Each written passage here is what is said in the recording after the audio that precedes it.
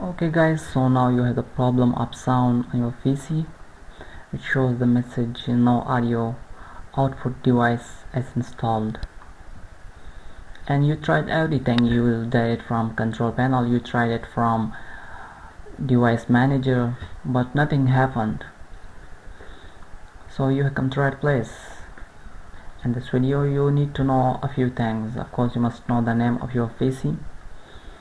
I bought this laptop from one of my friends especially for this video to show you guys how to do this. Okay, download audio drivers from Dell.com. Okay, I'll download it from Dell, and you must download for your own PC. That may be HP, Dell, combined, or anything. Just type audio drivers for Dell, HP, I mean your computer name, and search it on Google and download the drivers. Okay, I downloaded this file, then I'm gonna zip it, unzip it, continue, and remember this part because we need to know it. Okay, and yes, now it's successfully unzipped.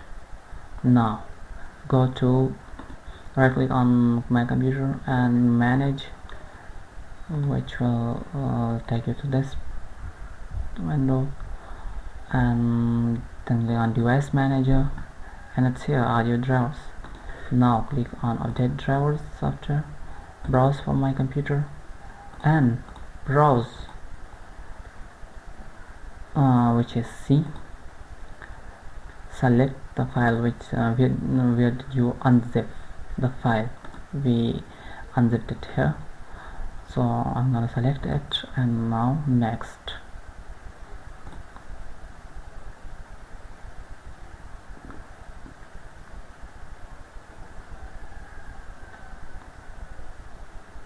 It works pretty well, and I did many PCs, so I hope that it will work for you too.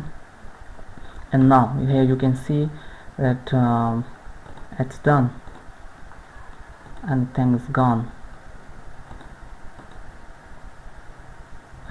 and it's working. Here, close it.